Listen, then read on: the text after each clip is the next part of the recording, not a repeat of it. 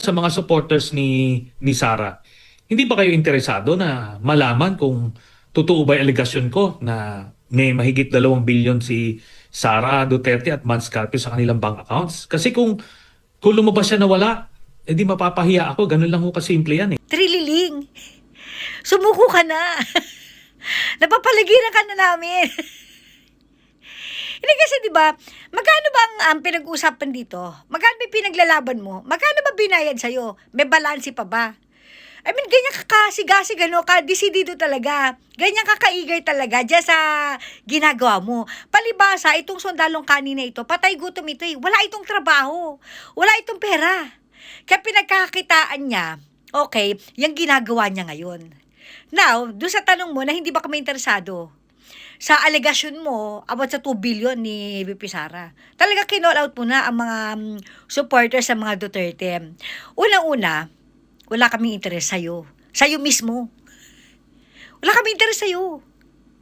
Sa alegasyon mo, ano bang katunayan meron ka?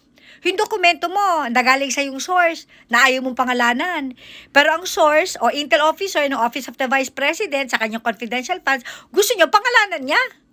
Putang ina, puro kakalokohan, Trililing. Diba, wala naman kaming mapapala sa'yo.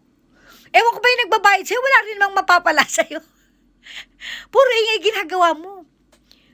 Diba, pwede ba tigilan mo na yung ginagawa mong ganyan? Wala ka bang pamilya? Wala bang kaibigan na nagmamalasakit sa'yo? Bakit hinahayaan kanilang maging pariwara lalo? Wala na patutungan ng buhay mo. Alam mo bang mamamatay ka na dala-dala mo yung galit, puot at buwisit ng mga Pilipino? Ikaw lang yata yung sundalo na hindi sa suluduhan ng taong bayan. Naintindihan mo ba? Gravity. Anong aligasyon mo? 2 billion? Ano ebidensya mo? Isa source mo. Diba?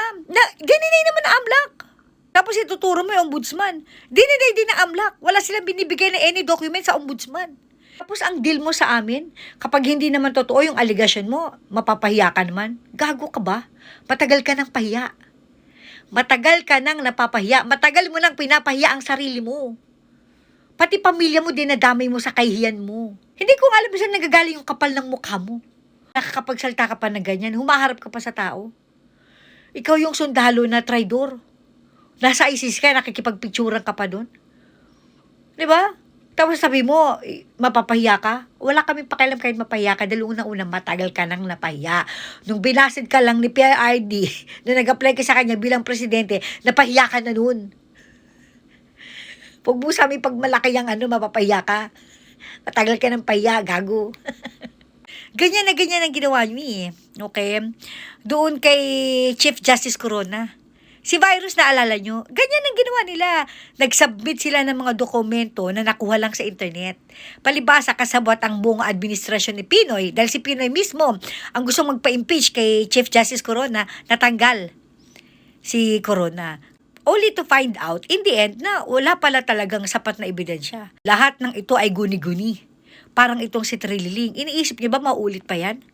Tapos kinall out mo pa talaga kami. Pwede ba, Trililing? Ikaw mismo ang nagsabi.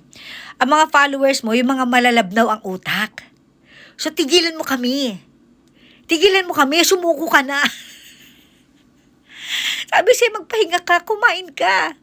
Matulog ka. Baka isang araw, mabalitaan na lang namin. Kasabay mo na si Ngagba, sinusugod sa ospital. Diyos ko naman, nakakaloka ka. Sumuko ka na kasi. Sumuko ka na. Ina mo.